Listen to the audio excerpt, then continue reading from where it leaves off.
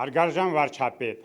ես իմ ընտանիքի 5 անդամներով, իմ ձայնը ձեռն է, իմ մոտիկներով, չգիտեմ ինչքան բարեկամներով, հարևաններով եւ այլն։ Մեր երիտասարդությանը, որ տեսնում եմ, ազնվությամբ եմ ասում, դեգրադացված, ես չեմ խորշի այս բառից, ոչ միայն երիտասարդությանը, ուսանողներին, այլ շատ ծնողներ, անգամ շատ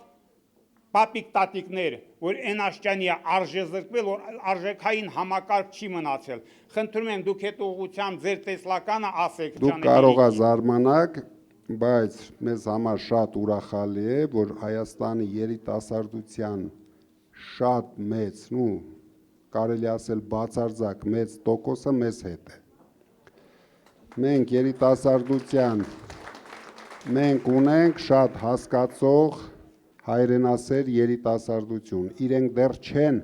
հասցրել ամեն ինչը փչացնեն։ Մեր խնդիրը, որ մեր երիտասարդությունը հունիսի 7-ին գնա ընտրատարածք, քանի որ ինչ որ անում ենք, ինչ ծրագրեր այդտեղ անում ենք, հիմնական շահառուն լինելու են երիտասարդները։ Իրենք ամենաշատն են օգտվելու այդ 300,000 աշխատատեղերից, նույն 20,000 բնակարաներից, որ մենք կառուցելու ենք, դրա համար ես չեմ ուզում հիմա